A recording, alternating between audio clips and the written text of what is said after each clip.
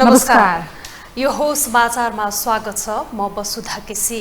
म मेरुका श्रेष्ठ। सुरुमा अहिलेसम्मका प्रमुख समाचार।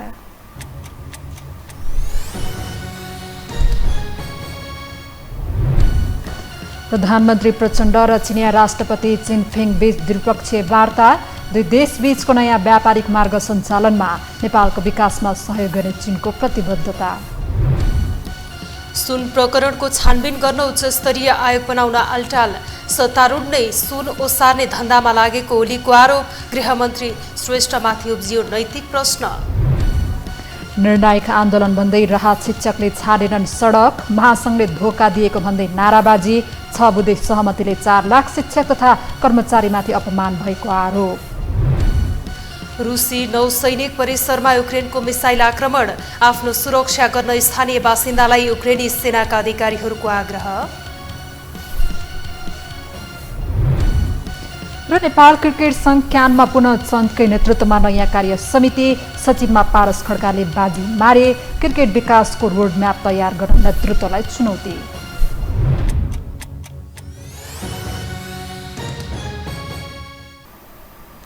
अब समाचार विस्तारमा। प्रधानमन्त्री पुष्पकमल दाहाल प्रचण्ड र चिनिया राष्ट्रपति सी जिनपिङ बीच द्विपक्षीय वार्ता भएको छ। त्यस क्रममा चिनिया राष्ट्रपति जिनपिङले नेपालको विकासमा सहयोग गर्ने राष्ट्रपति सीको प्रतिबद्धता जनाउनु भएको छ। शान्तिपूर्ण सहअस्तित्वको 5 सिद्धान्तको आधारमा नेपाल र चीनले आपसी सम्मान, समर्थन, अस्तित्वका साथ ठूलो र सानो देशबीच समान सहअस्तित्व तथा साझा विजयको नमुना बन्ने जिनपिङको भनाइरहेको छ। राष्ट्रपति सीले चीन तथा नेपालको सम्बन्धमा उच्च महत्त्व दिँदै नेपाललाई विकासको रणनीति सम्पर्कलाई सबल पार्दै विभिन्न व्यापारिक सहयोग आदान प्रदान गर्ने आफूहरूको इच्छा रहेको समेत बताउनुभयो। देशको शासन र अनुसन्धानबाट अनुभव आदान प्रदानलाई सबल पारी सम्बन्धलाई नयाँ प्रगति बढाउने चाहना चीनको रहेको समेत सीले बताउनुभयो। यस्तै चीन र नेपाल बीचको वैदेशिक व्यापारमा नयाँ व्यापारिक मार्ग सञ्चालनमा आउने भएको छ। नयाँ बन्दरगाह सञ्चालनमा आएसँगै चीनसँगको व्यापारमा प्रयोग हुने मुख्य व्यापारिक मार्गको संख्या 3 पुगेको छ। नेपाल चीन बीच हाल तातोपानी र रसुवागढी गरी 2 व्यापारिक नाका छन्। यो सूचीमा निकट भविष्यमा समुद्री सतहबाट 4600 मिटरको उचाइमा रहेको लिजी बन्दरगाह थपिएको हो। प्रधानमन्त्री पुष्पकमल दाहाल प्रचण्ड अमेरिकाबाट सिधै छिमेकी मुलुक चीनको औपचारिक भ्रमणमा पुगेका छन्। बिहीबार अमेरिकी राष्ट्रपति बाइडेनसँग भेट गरेका प्रधानमन्त्री प्रचण्डले लगत्तै शनिबार चिनिया राष्ट्रपति सीसँग भेटवार्ता गरेका हुन्। एक रिपोर्ट। कमजोर संसदीय अङ्कगणित, आफ्नो पार्टी सदनको तेस्रो शक्तिमा सीमित रहे पनि गठबन्धनको आड भरोसामा सत्ताको साँचो हत्याउन सफल माओवादी केन्द्रका अध्यक्ष एवं प्रधानमन्त्री पुष्पकमल दाहाल प्रचण्ड विदेश सम्बन्ध र कूटनीतिक अभ्यासमा अर्को इतिहास बनाउन सफल भएका छन्। नेपालको भूराजनैतिक अवस्थितिलाई आफ्नो रणनीतिक क्षेत्रको रूपमा स्वार्थ सिद्ध गर्न सक्रिय विश्वका 2 महाशक्ति राष्ट्र उत्तरी छिमेकी चीन र मित्र राष्ट्र अमेरिकाको एकपछि अर्को भ्रमण र दुवै मुलुकका राष्ट्र प्रमुखसँग एक दिन मात्र बिराएर गरेका भेट चर्चामा छ। संयुक्त राष्ट्रसङ्घको महासभामा भाग लिन गएका प्रधानमन्त्री प्रचण्डले बिहीबार अमेरिकी राष्ट्रपति जो बाइडेनसँग न्युयोर्कमा र शनिबार चिनिया राष्ट्रपति सी जिनपिङसँग चीनको हाङजाओमा भेटवार्ता गरेका छन्। पहिलो पटक अमेरिका हुँदै छिमेकी देश चीनको औपचारिक भ्रमणमा पुगेका प्रधानमन्त्री प्रचण्डलाई चिनिया उपप्रधानमन्त्री नै विमानस्थलमा पुगेर भव्य स्वागत गरे। त्यति मात्र होइन, प्रधानमन्त्री प्रचण्डले चिनिया राष्ट्रपति सीसँग 2 पटक भेटवार्ता गरे।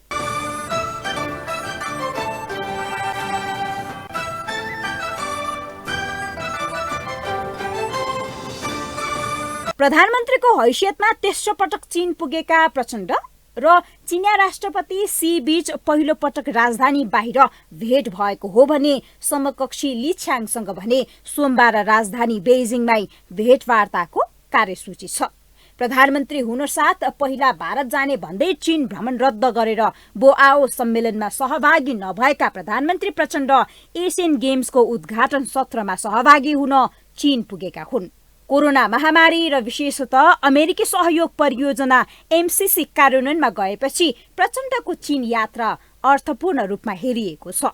अर्कोतर्फ चीनले जारी गरेको आफ्नो नयाँ मानचित्रमा नेपालको अद्यावधिक नक्सालाई मान्यता नदिएपछि सदन र सडकको दबाव बोकेर चीन भ्रमणमा गएका प्रधानमन्त्रीले के गर्छन् भन्ने चासो स्वाभाविक छ। त्यसबाहेक नेपाल चीन बीच विकास परियोजनाहरूमा सहमति हुने तर कार्यान्वयन नहुने अवस्थाको निकास यो भ्रमणले खोज्न सक्छ कि सक्दैन भन्ने आम चासो छ। हामीले परम्परागत रूपमा तीनटा आधारमा चीनसितको सम्बन्ध व्यवस्थापन गरेको हुनाले हामी त्योभन्दा बाहिर जान सक्दैनौँ पनि चीनलाई भनेका छैनौँ। चीनले अपेक्षा गरे अनुसार हामीहरू जान पनि सक्ने अवस्था छैन। त्यसका अहिले चाहिँ प्रधानमन्त्रीले सबभन्दा पहिले चीनसितको विश्वास जितेर चीनलाई राजी गराउने विषय के हो भने हाम्रो परम्परागत सम्बन्ध जो तीनटा आधारमा आधारित छ त्यही तीनटा आधारित सम्बन्ध हामीले व्यवस्थापन गर्ने हो। 15 वर्ष अघि सन् 2008मा बेजिङ ओलम्पिकको समापन समारोहमा प्रधानमन्त्रीको रूपमा प्रचण्ड पहिलो पटक चीन भ्रमणमा गएका थिए। पहिलो पटक प्रधानमन्त्री भएपछि प्रचण्डको विदेश भ्रमण नै चीनबाट भएको थियो। हाल प्रधानमन्त्रीको हैसियतमा प्रचण्ड तेस्रो चीन भ्रमणमा छन्। ध्रुवीकृत हुँदै गएको विश्व राजनीति र बदलिदो भू राजनीतिका कारण नेपाल चुनौती र अवसरको दोसाँधमा छ। यस्तो अवस्थामा राजनीतिक नेतृत्वले चाल्ने हरेक कूटनीतिक कदमले विशेष अर्थ राख्छ। नेपाल चीन बीचको कूटनीतिक सम्बन्धमा बढ्दो आशंका र धुमिल हुँदै गएको सम्बन्धको पुनर्ताजगी र विश्वासको वातावरण सृजना गर्ने दृष्टिकोणले प्रधानमन्त्री प्रचण्डको चीन यात्रा यो पटक विशेष र अर्थपूर्ण रूपमा हेरिएको छ। यो हो टेलिभिजनका लागि निम्लेकी शेर्पा, काठमाडौँ। सुन प्रकरणले सदन र राजनीति नै तरङ्गित बनेपछि सत्ता र प्रतिपक्ष बीच सहमतिको सूत्रधार बन्यो उच्च स्तरीय समिति, जसको कारणले सदन र राष्ट्रिय राजनीतिको बाटो त खुल्यो तर सरकारले तोकेकै समयमा उच्च स्तरीय समिति बनाउन आलटाल गरेपछि अहिले सत्ता र प्रतिपक्ष आरोप प्रत्यारोपमा उत्रिएका छन्। एक रिपोर्ट। करिब 60 किलो सुन तस्करी प्रकरणले सदन र राष्ट्रिय राजनीति नै तरङ्गित बनेपछि सत्ता र प्रतिपक्ष बीच सहमतिको सूत्रधार बन्यो उच्च स्तरीय छानबिन समिति, जसको कारणले 1 महिना लामो सदन र राष्ट्रिय राजनीतिको बाटो त खुल्यो तर सरकारले तोकिएकी समयमा उच्च स्तरीय समिति बनाउन आलटाल गरेपछि अहिले सत्ता र प्रतिपक्ष बीच तिक्ततादेखि आरोप प्रत्यारोप चलेको छ। छानबिन समिति बनाउन असोज 5 अर्थात् शुक्रबारसम्मको समय सीमा दिएको सरकारले आलटाल गरेपछि शुक्रबार एमालेका नेता तातिए। लगत्तै गृहमन्त्री नारायण काजी श्रेष्ठले अग्रसरता देखाएर प्रमुख दलका सचेतकहरूलाई डाकेर 2 पटक छलफल गर्दा पनि सहमतिको सट्टा सत्ता र प्रतिपक्ष एकअर्कामाथि आरोप प्रत्यारोपमै उत्रिए। एमाले भदौ 6 को सहमतिबाट पछि हटेपछि सुन प्रकरण पेचिलो बनेको गठबन्धनको आरोप छ। सरकारले 2 साता अगाडि नै एमाले उपाध्यक्ष विष्णु पौडेल र प्रमुख सचेतक पदम गिरीलाई आएको कार्यादेशको ड्राफ्ट दिएको थियो तर शुक्रबार भएको छलफलमा एमाले नयाँ प्रस्ताव थपेपछि गठबन्धनका नेताले बैठकमै एमाले उप प्रश्न उठाएका छन्। म तपाईलाई के भन्दैछु भने भदौ 6 गतेका दिनमा जे कुरा लेखेर सहमति भयो त्यही कुरो चाहिँ त त्योहारमा लेख्नु भनेपछि एमालेको आज फरक अरु त्योभन्दा एक्स्ट्रा के कुरा उहाँहरूले उठाउनु भयो बुझिहाल्नु भयो नि त। एमालेले भने राजनीतिक दलको प्रभावमा परेर सीआईबीले नै कतिपय मानिसहरूबारे अनदेखा गरेको दाबी मात्रै गरेको छैन कि आशंका व्यक्त गरिरहेको छ। यस प्रकरणमा 50 जनालाई प्रतिवादी बनाइएको भए पनि झण्डै आधा भन्दा बढीले उन्मुक्ति पाएपछि एमालेले छाडिएकाहरूलाई पनि अनुसन्धान गर्न सक्ने कार्यादेश आयोगलाई दिनुपर्छ भन्ने माग राखेको छ। शुक्रबारको बैठकमा एमाले नेताहरूसँग गृहमन्त्री श्रेष्ठको केही बेर नोकझोक नै चल्यो।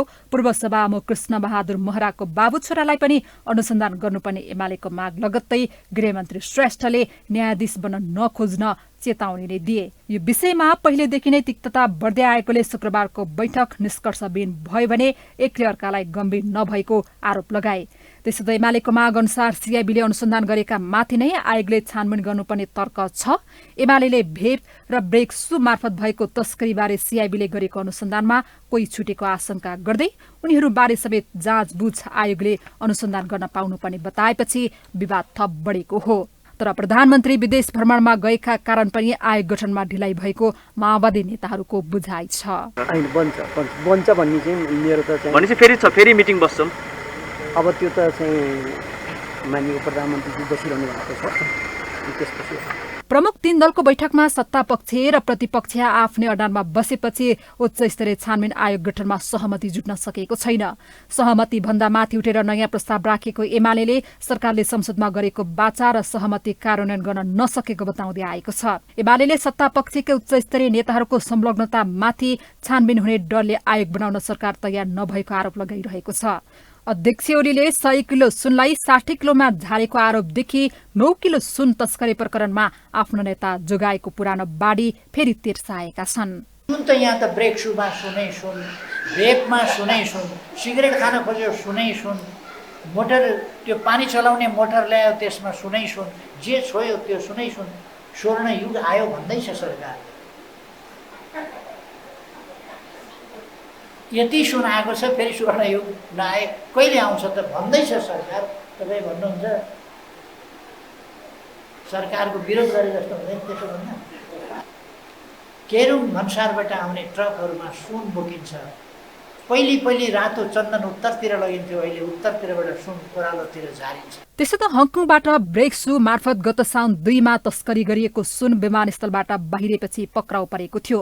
उक्त सुन तस्करी प्रकरण छानबिन गर्न एमाले उच्च स्तरीय आयोगको माग गरेको थियो। उसैको मागका आधारमा आयोग बनाउने सहमति भयो। तर अहिले समय सीमा गुजारिसकेका दलहरू आरोप प्रत्यारोपमा उत्रिएका छन्। जहाँ एमाले सहमतिबाट पछि हट्दै नयाँ प्रस्ताव राखेपछि सुन प्रकरणको गाँठो थप कसिएको छ। यसले सुशासनमाथि नै प्रश्न उठाएको छ। यो हो टेलिभिजनका लागि मेनुका श्रेष्ठको रिपोर्ट। अब बाँकी समाचार। जताततै निराशाका बीच प्रधानमन्त्री पुष्पकमल दाहाल प्रचण्ड नेतृत्वको सरकारले भ्रष्टाचार विरोधी अभियान चलाएपछि अब केही हुन्छ भन्ने आशा जनतामा पलाएको थियो। सरकारले खोलेका भ्रष्टाचारका फाइलहरू जब निष्कर्षमा पुग्ने समय आयो तब फासफुस पार्ने नियत देखिएपछि जनता झनै आक्रोशित भएका छन्। स्वाभाविक रूपमा त्यसको नैतिक जिम्मेवारी लिने तहमा रहेका गृहमन्त्री नारायण काजी श्रेष्ठको यति बेला राजीनामाको आवाज पनि चर्को हुन थालेको छ। एक रिपोर्ट। कोही निर्दोष डराउनु पर्दैन, कोही निर्दोष तानिने छैनन्, कोही दोषी छुट्ने छैनन्, दोषीलाई हामी जाँदा पनि छोड्दैनन्। यो हुटहुटी र साहस गृहमन्त्री नारायण काजी श्रेष्ठको हो। यहाँ उनले सुशासनको जगको मात्रै कुरा गरेका छैनन् कि नेतृत्वकै संरक्षणमा भइरहेको अपराधलाई समेत निमिट्यान्न पार्ने बताइरहेका छन्। त्यस बेलाका गतिविधिले सरकार छ भन्ने एक खालको आशा पनि जनतामा पलाएको थियो भने व्यवस्थाप्रति नै सकारात्मक सन्देश छर्न पनि सफल भएको थियो। अझ प्रधानमन्त्री पुष्पकमल दाहाल प्रचण्डले त कुनै काण्डमा आफै दोषी देखिए पनि जेल जान तयार भएकोसम्म शङ्खनाद नै गरेका थिए। सरकारको भ्रष्टाचार विरोधी अभियानले सुरुवाती चरणमा केही सकारात्मक आशा सञ्चार गरेको थियो। तर सुशासन विरोधी सबै काण्डमा माओवादीको जालो यत्रतत्र देखिन थालेपछि सरकारको भ्रष्टाचार विरोधी अभियान डगमगाएको मात्रै छैन, थला नै परेको छ। एमाले सरकार विरुद्ध चौतर्फी गरेको हमलाको खुलेरै सामना गरेका गृहमन्त्री नारायण काजी सत्तारूढ दलका शीर्ष भनिएका नेताहरूको हमलाको फन्दामा परे। भिआइपीहरूलाई समेत जेलको हावा खुवाइसकेको नक्कली भुटानी शरणार्थी प्रकरणको अनुसन्धानमा संलग्न प्रहरी अधिकृतहरूको सरुवा गरेपछि सरकारको भ्रष्टाचार विरोधी अभियान स्खलित हुँदै गयो। कुनै कार्यक्रममा गएर गठबन्धनको बैठकका निर्णयले कसैलाई उन्मुक्ति दिँदैमा फरक नपर्ने बताइरहेका गृहमन्त्री श्रेष्ठ प्रधानमन्त्री नै सर्वेसर्वा हुने मन्त्री परिषदमा प्रहरी अधिकृतहरूको सरुवा रोक्न सकेनन्। दोस्रो चरणको अनुसन्धानमा आर्जु र मन्जुहरू पर्ने डरमा रहेका देउबाले निरन्तर हमला गरिरहे भने गृहमन्त्रीको पक्षमा दरिलो खम्बा भएर उभिनुपर्ने प्रधानमन्त्री पनि सत्ता जाने लोभमा फसे। ललिता निवास जग्गा प्रकरणमा पनि माधव बाबुरामलाई सफाई दिइयो।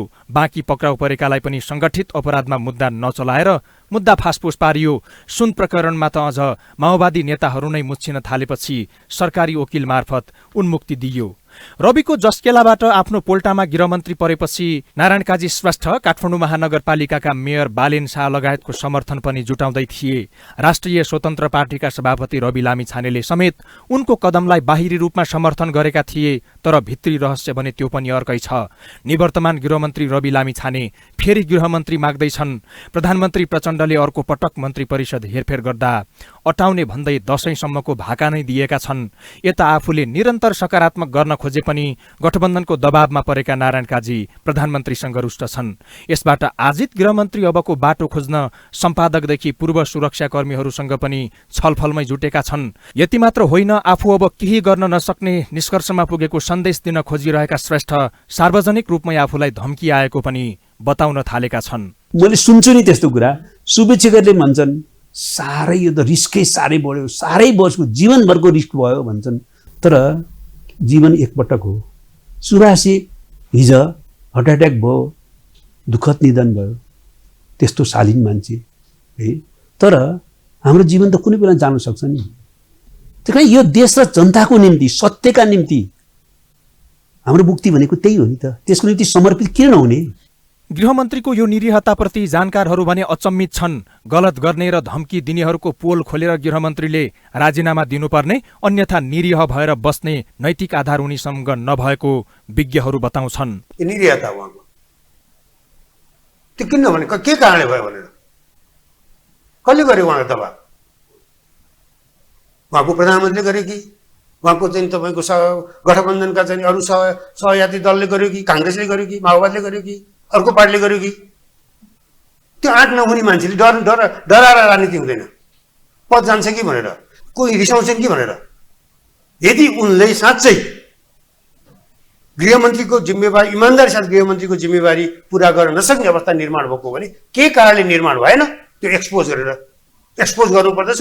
आवश्यकता निस्कनु पनि तयार हुनुपर्दछ। केही गर्ने इच्छा शक्ति देखाउँदा समेत सबै काण्डमा असफल हुँदा सुरुवाती अवस्थामा जनताको वाहवाही कमाएका गृहमन्त्री अहिले चौतर्फी प्रश्नको घेरामा परेका हुन्। बन्दुक नबोकेका माओवादी नेता नारायण काजी बन्दुक बोक्ने माओवादीहरूकै निशानामा परेको कतिपयको विश्लेषण छ। यसको पुष्ट्याइ सुनकाण्डले नै गरिसकेको छ।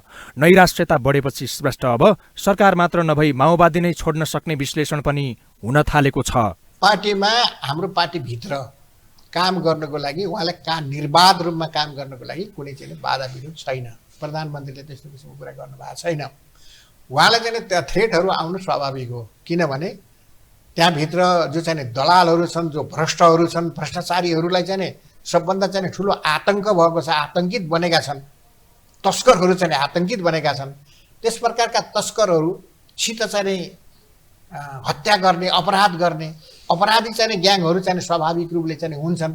तिनीहरू चाहिँ तर्सिने, तिनीहरू चाहिँ आतङ्कित बन्नुपर्ने, तिनीहरूले चाहिँ थ्रेट गर्नुपर्ने, तिनीहरूबाट चाहिँ थ्रेट आउने स्वाभाविक। व्यवस्था परिवर्तनको लडाईपछि अब अवस्था परिवर्तनका लागि सामाजिक न्याय र सुशासनमै ध्यान दिनुपर्ने निष्कर्ष निकालेको सरकार विगतमा झै अल्मलिरहेको छ। राजनैतिक स्टन्टका लागि भ्रष्टाचारका फाइल खोले पनि निष्कर्षमा पुग्दा सरकार आलोचित बनिरहेको छ। आफ्नालाई काखी च्यापेर विपक्षीलाई डाम्ने कलुषित मानसिकताले सुशासनको आश गर्न सकिएला र? यो हो टेलिभिजनका लागि धर्मराज भट्ट, काठमाडौँ। राष्ट्रपति रामचन्द्र पौडेलले आफू राजनैतिक गतिविधिमा सहभागी नभइकन विकास निर्माणका कामलाई अघि बढाउने बताउनु भएको छ। राष्ट्रपतिमा निर्वाचित भएपछि पहिलोपटक गृह जिल्ला तनहुँ पुग्नुभएका उहाँले सरकारलाई विकासका मुद्दाबारे सचेत गराउने बताउनुभयो। राष्ट्रपति पौडेलले जनताका प्रतिनिधिले बनाएको संविधानको रक्षा गर्नु अहिलेको आवश्यकता भएकोमा जोड दिनुभएको छ। सबैको भावनालाई समेटेर अघि बढे स्थायित्व हुने उहाँको भनाइ छ। उहाँले जनताको अधिकारको रक्षाको लागि राजनीतिक दल अति आवश्यक रहेको, तर अति दलबन्दी भएमा निमुखाको न्याय बन्ने समेत धारणा राख्नु भएको छ। हामीसँग समाचार बाँकी नै छन्, अहिलेलाई विश्राम।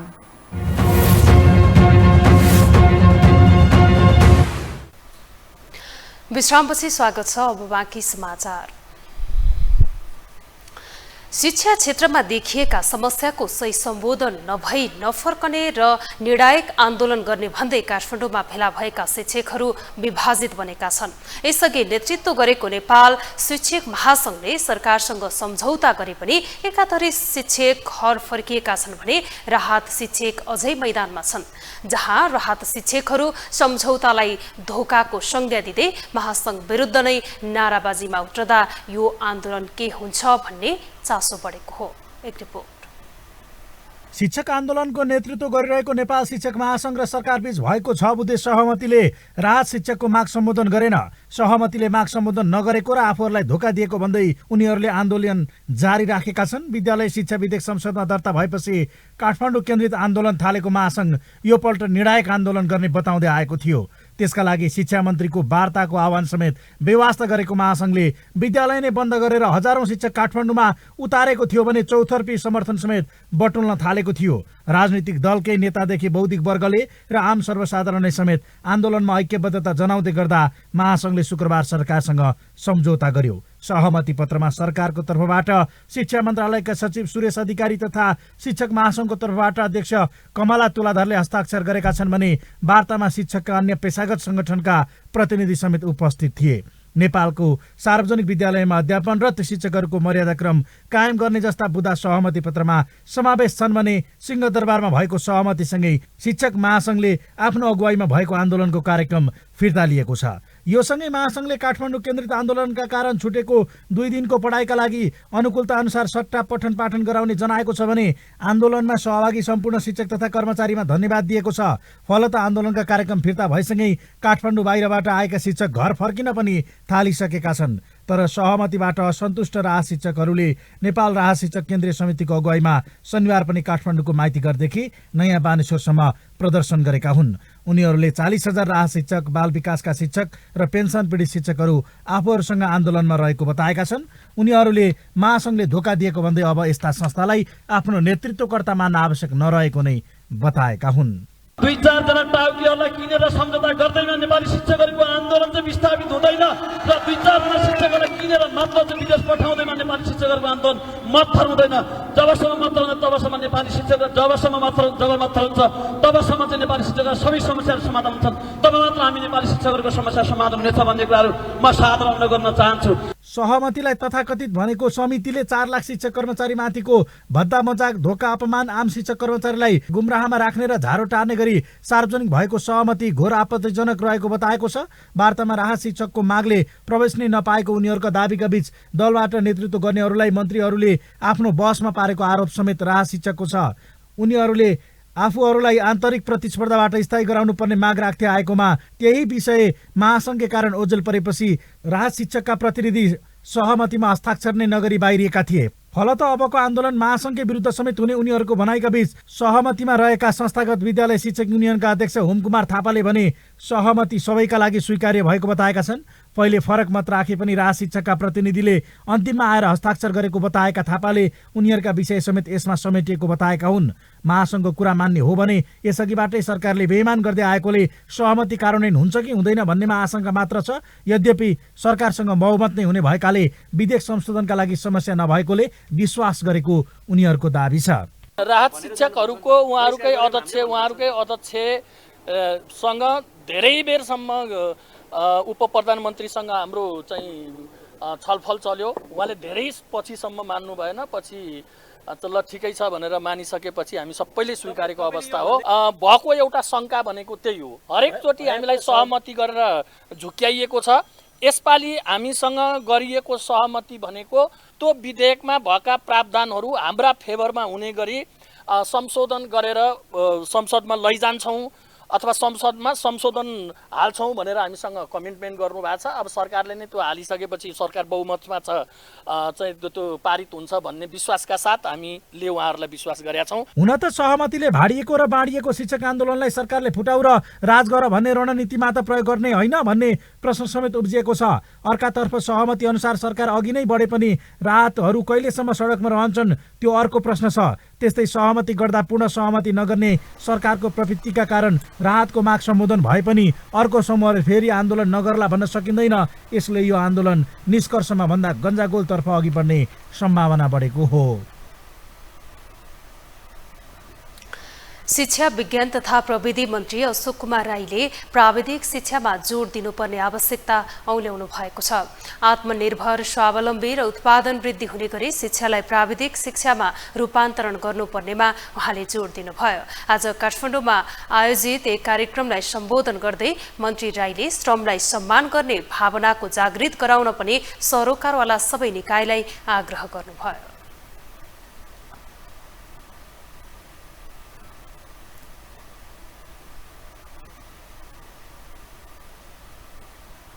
उत्पादन अभिवृद्धि गर्ने खालको शिक्षातर्फ अब जानुपर्ने आवश्यकता छ। शिक्षाको परिभाषा त हामीले चाहिँ परिभाषित गरेर त्यो एक ठाउँमा रोकेर राख्न सकिने अवस्था रहेन नै।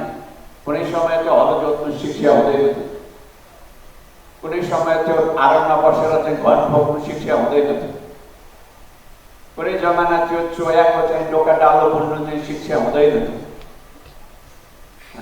अहिले त त्यो सबै शिक्षा हो। प्रविधि भनेको के हो?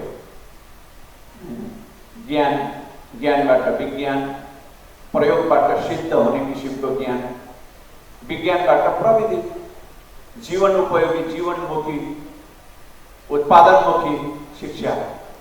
त्यसो भएको हुनाले शिक्षालाई प्राविधिक शिक्षामा रूपान्तरित गर्नुपर्ने। मन्त्री राईले शिक्षा क्षेत्रमा लगानी अनुसारको प्रतिफल मुलुकले पाउन नसकेको गुनासो समेत गर्नुभयो।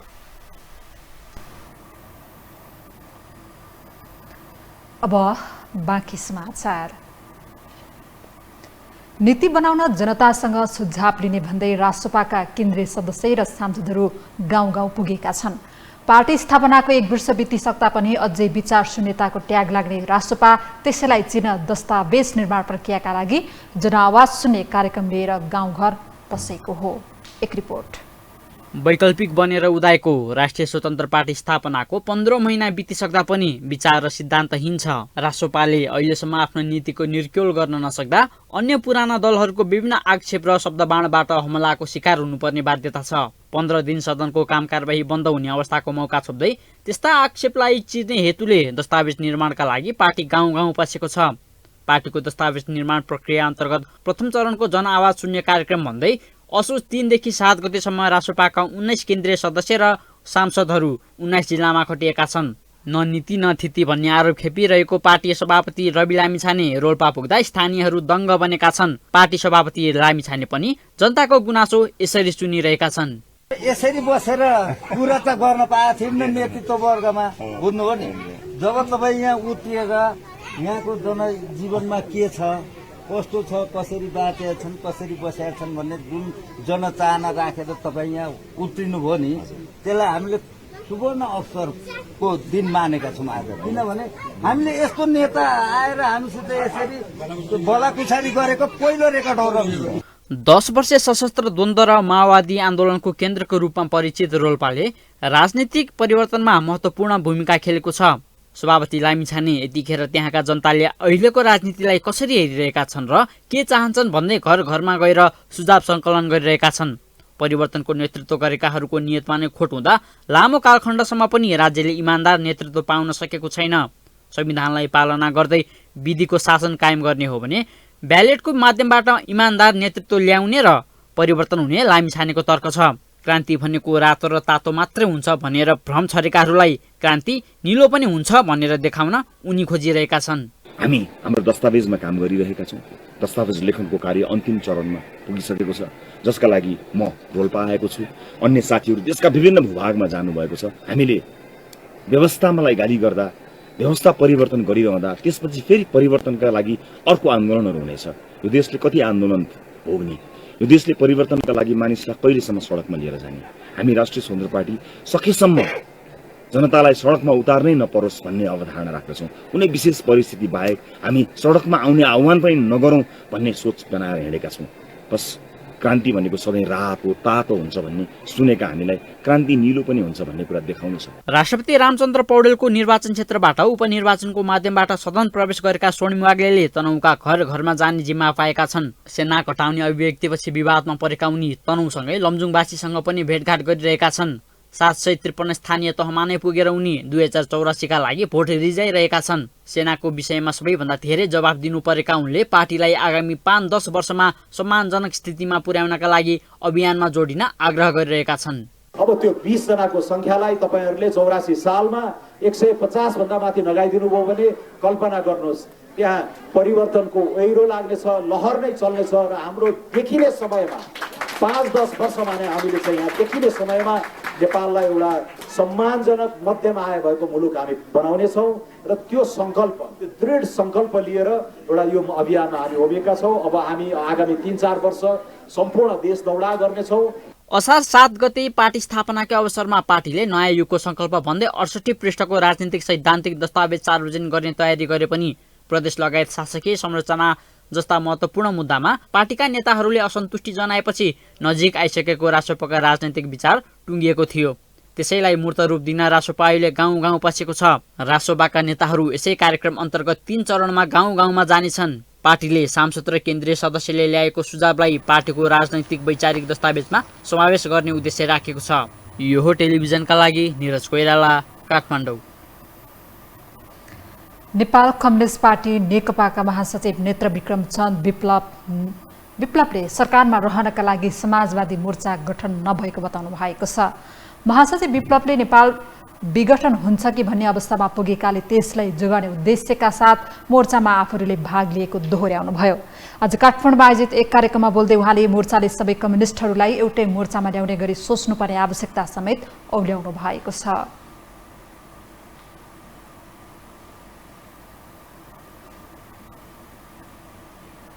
नेपाल विघटन हुन्छ कि भन्ने ठाउँमा पुग्छ। यो राग हेक्का राखिराख्नुहोस्, नेपाल एकदमै नयाँ ठाउँमा पुगेको छ।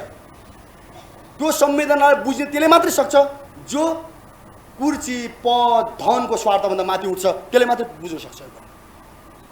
निशर्त तपाईँको दाउ राखेर लड्ने मान्छेले मात्रै बुझ्ने कुरा हो नि यो। साना साना स्वार्थमा अल्झिने मान्छेले त्यो पाइले चाल्न सक्दैन, भन्नै सक्दैन सत्य कुरा। नेपाल त्यहाँ पुगेको रमनजीले भनेको कुरा त्यो हो। त्यो परिस्थितिले यो समाजवादी मोर्चाको आवश्यकता होइन जायज ठहराएको छ र वस्तुवादी हो, यो गर्नै पर्छ। त्यो मात्रै होइन, सारा कम्युनिस्टहरूलाई एउटै मोर्चामा ल्याउने गरी सोध्नुपर्छ। हामीले बहस गर्ने आँट गर्नुपर्छ। तिमी साँच्चै देशको माया गर्छौ, साँच्चै जनताको सेवा गर्ने हो, ल यसरी भन्ने आँट गर्नुपर्छ हामीले। महासचिव विप्लवले जनताको चाहनालाई प्रतिबिम्बित नगरेकाले नेपालको संविधान परिवर्तन गर्नुपर्ने बताउनु भएको छ। महिला बालबालिका तथा ज्येष्ठ नागरिक मन्त्री सुरेन्द्र राज आचार्यले दिगो विकास लक्ष्य एवं आवधिक योजनाले तय गरेको रणनैतिक कार्यविधिलाई हासिल गर्ने गरी कार्यक्रम तर्जुमा गर्न निर्देशन दिनुभएको छ। काठमाडौँमा आयोजित एक कार्यक्रमलाई सम्बोधन गर्दै उहाँले सन् 2030 सम्म नेपाललाई समुन्नत राष्ट्रको रूपमा चिनाउने गरी योजना तर्जुमा गर्न निर्देशन दिनुभएको हो। उहाँले सामाजिक संस्थाले पारदर्शिता, परियोजनाहरूको कार्यकुशलता, प्रभावकारितामा ध्यान पुर्याउनु पर्ने आवश्यकता रहेको बताउनु भएको छ। गैर सरकारी क्षेत्रबाट हुने सबै काम कारबारलाई सरकारको एक द्वार नीति अनुरूप समाज कल्याण परिषद मार्फत सञ्चालन गर्ने गरी कार्य गर्न पनि उहाँले निर्देशन दिनुभयो। सरकारवाला निकायहरू बीचको समन्वय, परियोजनाको अनुगमन, मूल्याङ्कन, सूचना तथा तथ्याङ्क व्यवस्थापन लगायतका कार्यहरू प्रभावकारी बनाउँदै लगेको छ। परिषदको आन्तरिक सुशासनलाई समेत मजबुत बनाउँदै सामाजिक संस्थाहरूले पारदर्शिता, परियोजनाहरूको कार्यकुशलता, प्रभावकारितामा ध्यान पुर्याउनु पर्ने आवश्यकता छ। गैर सरकारी क्षेत्रबाट हुने सबै काम कारबाहीहरूलाई सरकारको एकद्वार नीति अनुरूप समाज कल्याण परिषद मार्फत सञ्चालन गर्ने गरी कार्य गर्नु हुन सम्बद्ध निकायहरूलाई अनुरोध गर्दछु। मन्त्री आचार्यले परिषदद्वारा प्रवाह हुने सेवा, सरकारवाला निकायहरू बीचको समन्वय, तथ्याङ्क व्यवस्थापन लगायतका कार्यहरू प्रभावकारी बनाउँदै लैजानुपर्ने बताउनु भएको छ।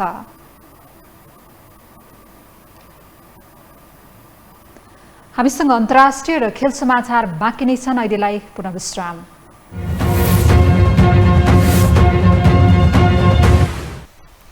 विश्रामपछि स्वागत छ। अब पालो अन्तर्राष्ट्रिय समाचारको।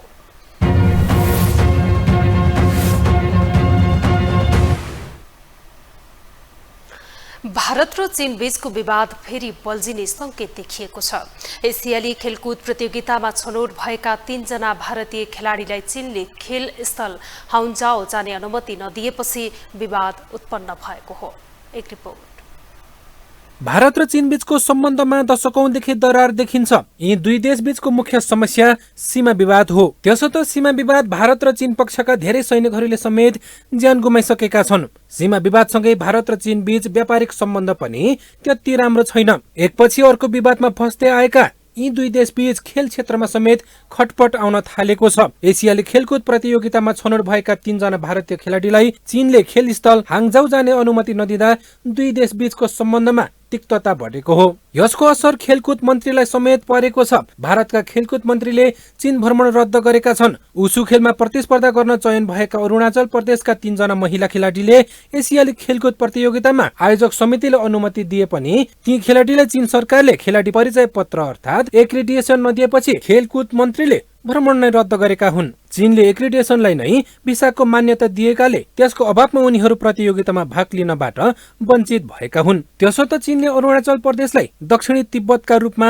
आफ्नो भूमि दाबी गर्दै आएको छ। उक्त प्रदेशको केही भूभागलाई लिएर नयाँ दिल्ली र बेजिङ बीच विवाद पनि जारी नै छ। यसैबीच भारतीय विदेश मन्त्रालयले खेलाडीमाथि चीनले गरेको भेदभावपूर्ण व्यवहारको निन्दा समेत गरेको छ। अरिन्दम बागचीले चीनको यो कदमबाट एसियाली खेलकुदको भावनामा गम्भीर आघात पुगेको बताएका छन्। खेलकुदको नियम उल्लङ्घन गरिएकाले नयाँ दिल्ली स्थित चीनिया दूतावास र बेजिङ स्थित भारतीय दूतावास मार्फत कडा विरोध समेत गरेको भारतीय सञ्चार माध्यमले जनाएको छ। आजबाट असोज 21 गतेसम्म हुने प्रतियोगितामा नेपाल, अफगानिस्तान, बहराइन, बंगलादेश, भुटान, चीन सहित 45 देशले विभिन्न खेलमा प्रतिस्पर्धा गर्नेछन्। प्रतियोगितामा 48 देश भएको एसिया महादेशका 4 मुलुक युक्रेन, रुस, बेलारुस र इजरायल उक्त प्रतियोगितामा सहभागिता छैनन्। अन्तर्राष्ट्रिय ओलम्पिक कमिटी IOC ले युक्रेनमा रुसले आक्रमण गरेकाले मस्को विरुद्ध प्रतिबन्ध लगाएको छ भने युक्रेन युद्धमा सगाएकाले रुसको सहयोगी बेलारुसलाई पनि प्रतिबन्ध लगाएको छ।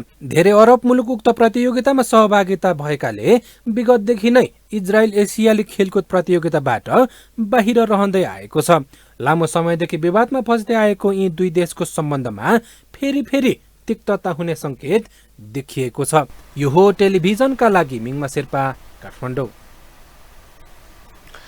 युक्रेनले रुसको कब्जामा रहेको क्रिमियामा रहेको ब्ल्याक सी नौसेनाको मुख्यालयमा मिसाइल आक्रमण गरेको छ। युक्रेनले क्राइमियाका धेरै लक्ष्यलाई निशाना बनाएर मिसाइल प्रहार गरिरहेको छ। रुसले मिसाइल आक्रमणपछि एक रुसी सैनिक बेपत्ता भएको बताएको बीबीसीले जनाएको छ। युक्रेनी सेनासँग सम्बन्ध स्ट्यान्डकम युक्रेनले नौसेना आधारमा सफलतापूर्वक आक्रमण गरेको बताएको छ। युक्रेनी राष्ट्रपति भ्लादिमिर जेलेन्स्की आक्रमणको बीचमा क्यानाडा भ्रमणमा छन्।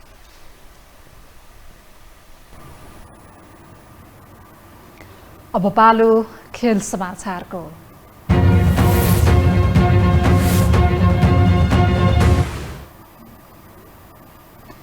नेपाल क्रिकेट संघ क्यानको नेतृत्वमा फेरि पनि चतुर बहादुर चन्द नै दोहोरिएका छन्।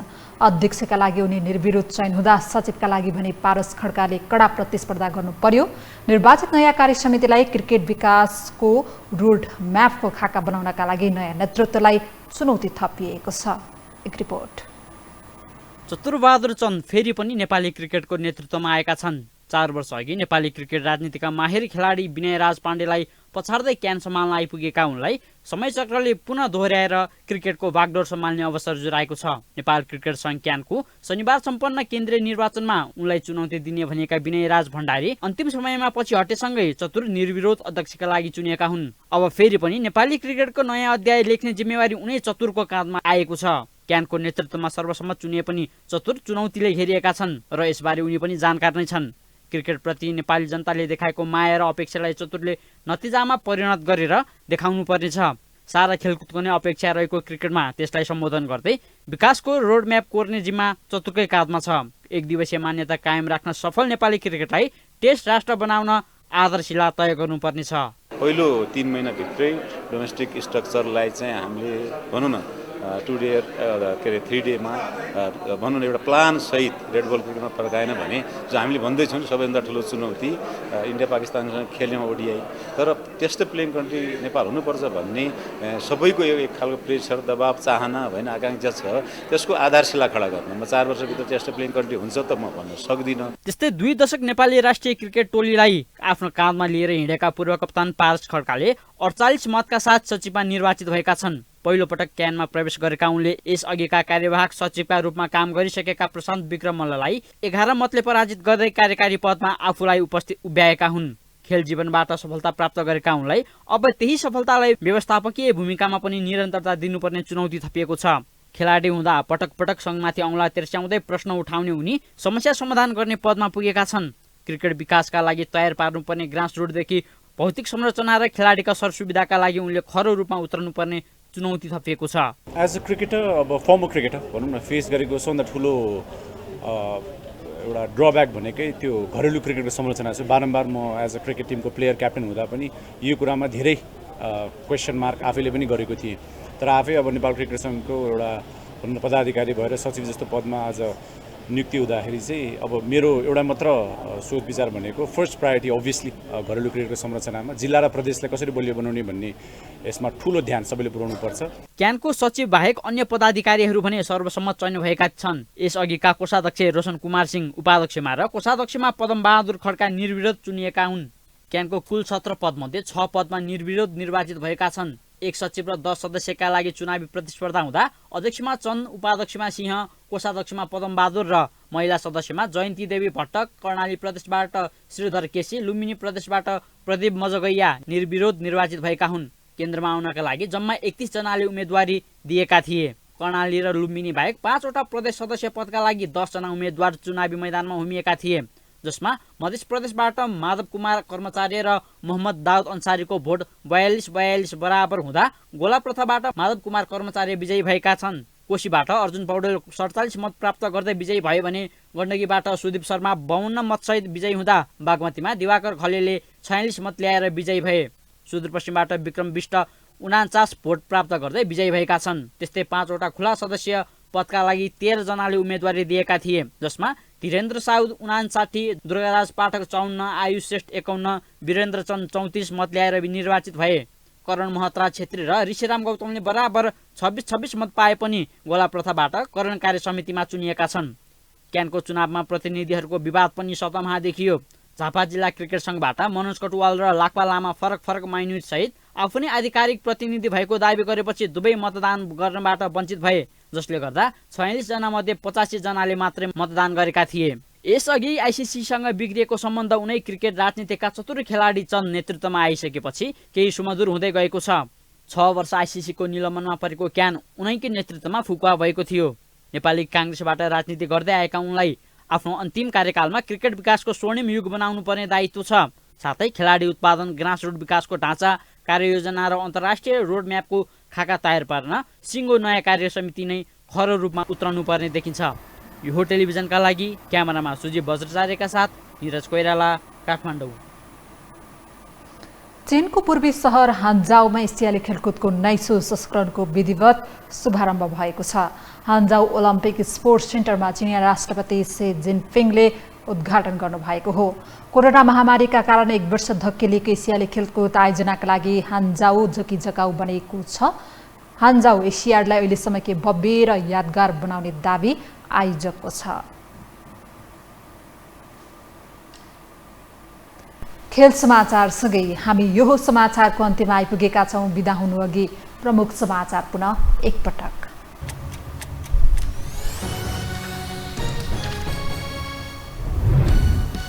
प्रधानमन्त्री प्रचण्ड र चिनिया राष्ट्रपति जिनपिङ बीच द्विपक्षीय वार्ता। दुई देश बीचको नयाँ व्यापारिक मार्ग सञ्चालनमा नेपालको विकासमा सहयोग गर्ने चीनको प्रतिबद्धता। सुन प्रकरणको छानबिन गर्न उच्चस्तरीय आयोग बनाउन आलटाल। सत्तारूढ नै सुन ओसार्ने धन्दामा रहेको ओलीको आरोप। गृहमन्त्री श्रेष्ठमाथि उब्जियो नैतिक प्रश्न। निर्णायक आन्दोलन भन्दै राहत शिक्षकले छाडेनन् सडक। महासंघले धोका दिएको भन्दै नाराबाजी। 6 बुँदे सहमतिले 4 लाख शिक्षक तथा कर्मचारीमाथि अपमान भएको आरोप। रुसी नौसैनिक परिसरमा युक्रेनको मिसाइल आक्रमण, आफ्नो सुरक्षा गर्न स्थानीय बासिन्दालाई युक्रेनी सेनाका अधिकारीहरूको आग्रह। र नेपाल क्रिकेट संघ क्यानमा पुनः चन्दकै नेतृत्वमा नयाँ कार्य समिति, सचिवमा पारस खड्काले बाजी मारे। क्रिकेट विकासको रोडम्याप तयार गर्न नेतृत्वलाई चुनौती।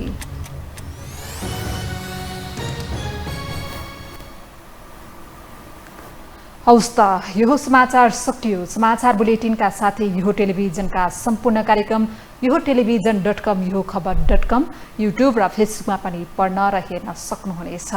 मोबाइलमा यो टिभी एप डाउनलोड गरी हामीलाई प्रत्यक्ष हेर्न सक्नुहुनेछ। तथ्यसहितको निष्पक्ष समाचार तथा मनोरञ्जनका लागि हेर्दै रहनुहोला यो टेलिभिजन। नमस्कार।